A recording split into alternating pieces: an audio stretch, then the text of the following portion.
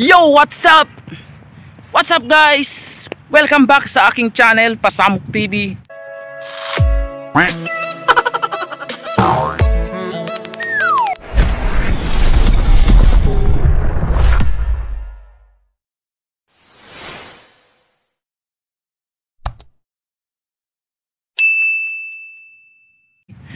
So ayun guys, ngayon ay August 26 at ngayon ang biyahe ko ngayong araw na to.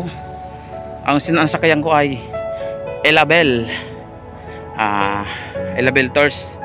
Sa Kumadjad ako mag-aabang kasi doon ang usapan Walang requirements, ID lang ang kailangan.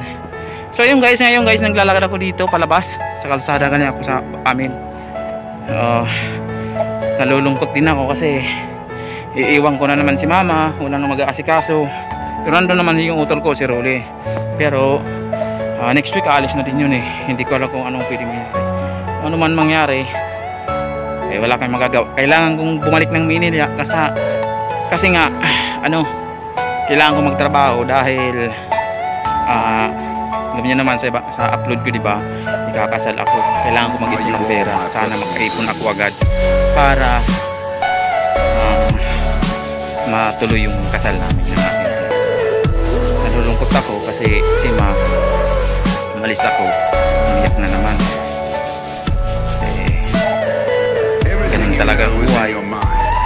Kahit malungkot, kailangan umalis dahil kailangan magtrabaho. So ayun guys, maya maya i-update ko kayo pa nandun ako sa may simbahan, sa may chapel namin. Baka magkaiyakan tayo. So ayun guys, bye bye muna sa ngayon. Bye bye. 1 minute 37 seconds later. Yo, what's up mga kasamok? I'm back.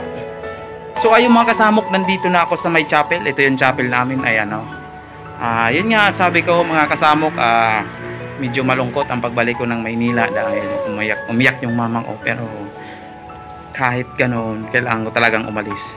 So ngayon guys, itong vlog na to ay last vlog ko na dito sa Bicol. At abangan nyo yung mga new vlog ko sa Maynila. Siguro balik tayo sa pag-update ng mga biyahe o lugar na pasyalan doon kung hindi masyadong maigpit ang biyahe doon. So ngayong mga kasamok, nandito ako sa chapel at ayun ito yung palabas.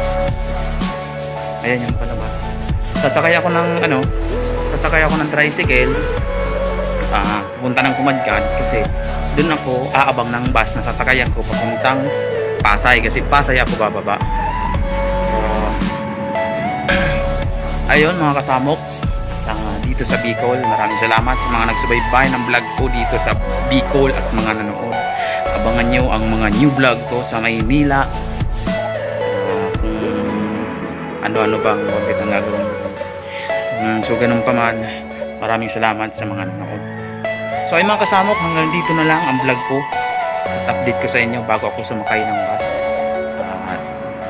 Hindi ko na kayo ma-update mamaya dun sa Kumadjad baka kasi mabilisan kasi alam niyo man walang requirements yung sasakyan ko pick up lang ako kaya hindi na ako makakapag-vlog. Dito ko natatapusin ang vlog ko dito sa Bicol ngayon. Maraming salamat sa mga nanood at sa mga nagsubaybay ng aking vlog. At huwag niyong kalimutan i-subscribe ang aking channel, Pasamok TV, at pindutin niyo rin ang bell notification para mag-updated kayo sa aking bagong mga video. Hanggang sa muli mga kasamok, bye bye.